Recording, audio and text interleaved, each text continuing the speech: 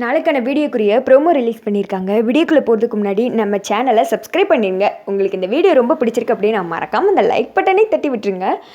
Episode வந்துட்டு நல்லாவே இருக்குது. ஸோ வீடியோவை ஸ்கிப் பண்ணாமல் கடைசி வரைக்கும் பாருங்கள். ஃபஸ்ட்டு சீனில் வந்துட்டு அபிராமி கார்த்திகோட அப்பாவை வச்சு திட்டிகிட்டு இருக்காரு.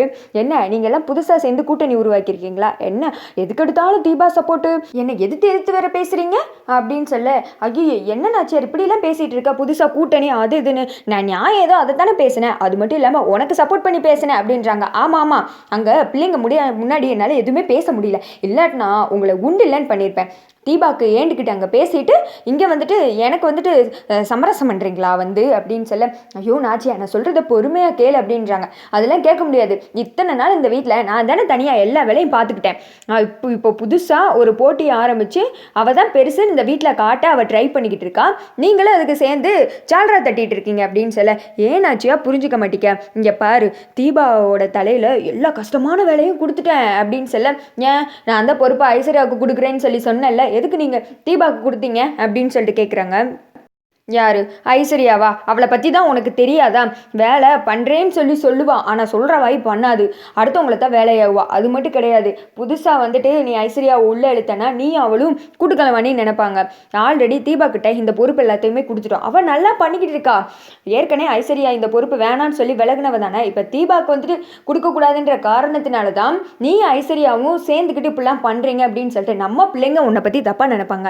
அப்படி எதுவுமே நினைக்கக்கூடாது அப்படின்றதுக்காண்டி தான் நான் இதெல்லாம் பண்ணேன், என்னை புரிஞ்சுக்க மாட்டேங்கேன் ஆச்சியா அப்படின்னு சொல்ல, அவங்க வந்துட்டு ஒரு செகண்ட் யோசிக்கிறாங்க. சரி ஏதோ சொல்லி என்ன ஆஃப் பண்ணிட்டீங்க, வாங்க எல்லாத்தையும் எடுத்து வைப்போம் அப்படின்னு சொல்ல, சரி நாச்சியா விடு, எந்தெந்த பொருள் வேணான்னு சொல்கிறோமோ அதெல்லாம் எடுத்து மூட்டை கட்டி கொடு, அவங்க போய் எரிக்கட்டும் அப்படின்னு சொல்ல, சரி வாங்க எடுப்போம் அப்படின்னு சொல்லிட்டு எடுக்கிறாங்க.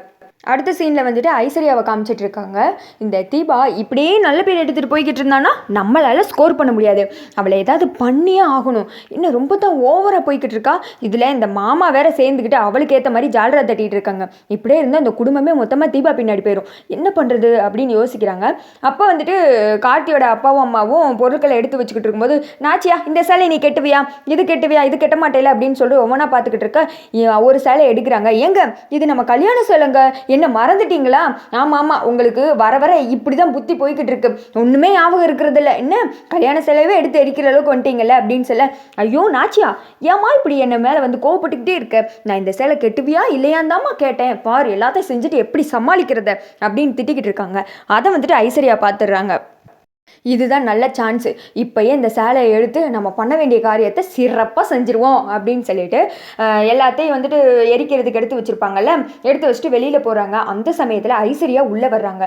உள்ளே வந்துட்டு அபிராமியோட அந்த கல்யாண சேலையை மட்டும் எடுத்து நைஸாக வெளியில் வந்துடுறாங்க. வந்துட்டு தீபா உனக்கு நான் வச்சுருக்கேன்னு சொன்னேன்ல பெரிய ஆப்பு, அதை போகியிலேருந்தே ஆரம்பிச்சிடுறேன்.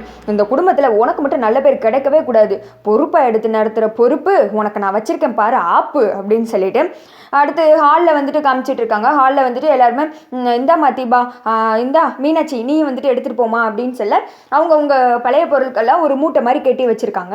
அதை வந்துட்டு தீபாவும் மீனாட்சி வாங்கிட்டு போகிறாங்க. வீட்டுக்கு வெளியிலே வந்துட்டு கட்டையெல்லாம் வச்சு நெருப்பெல்லாம் போட்டு வச்சுருக்காங்க. ஒவ்வொரு பொருளாக வந்துட்டு தீபா எடுத்து போட்டுட்ருக்காங்க. அப்போ ஐஸ்வர்யா மனசில் நினைக்கிறாங்க, ஐயோ நான் கொண்டு வந்ததை எடு, அந்த கிளைமேக்ஸுக்கு தானே நான் காத்துட்ருக்கேன். தீபா இன்னைக்கு நீ அவ்வளோதான் போ, அத்தை ஆல்ரெடி உன் பேரை கேட்டாலே சாமி ஆடுறாங்க, இதில் நீ செய்ய போகிற இந்த சம்பவம் இருக்கே அது சிறப்பாக அமைய போகுது, டக்குன்னு வேமா நான் வந்துட்டு பயங்கரமாக வெயிட் பண்ணிகிட்டு இருக்கேன் அப்படின்னு சொல்ல, அதுக்கேற்ற மாதிரியே தீபா அந்த சேலையை எடுக்கிறாங்க. அது நல்ல சேலையா இல்லையான்னு கூட தீபா பார்க்காம டக்குன்னு வந்துட்டு நெருப்பில் போட்டுறாங்க. அதான் அபிராமி பார்த்து ஷாக் ஆகி அப்படியே நின்றுட்டு இருக்காங்க. ஐயோ என்னோட கல்யாண சேலை அப்படின்னு சொல்ல, தீபாவுக்கு ஒன்றுமே புரியல. அதை நெருப்புல இருந்து எடுக்க வந்துட்டு ட்ரை பண்ணுறாங்க. ஐயோ போச்சு, இதை யார் இந்த சேலை இங்கே கொண்டு வந்தது அப்படின்னு சொல்லிட்டு கத்துறாங்க. எல்லா பொருளும் வந்துட்டு பார்த்து தானே எடுத்து போடணும், நீ பாட்டுக்கு எடுத்து டக்குன்னு போடுற அப்படின்னு சொல்ல, அத்தா இதுக்கு எனக்கு எந்த சம்மந்தமே கிடையாது, நான் இதை பார்க்கவே இல்லை அப்படின்னு சொல்ல, எல்லாருமே நின்று கத்திட்டு இருக்காங்க தீபாவை. அதோட பார்த்தீங்கன்னா இந்த ப்ரோமோ வந்துட்டு முடிஞ்சிடுது.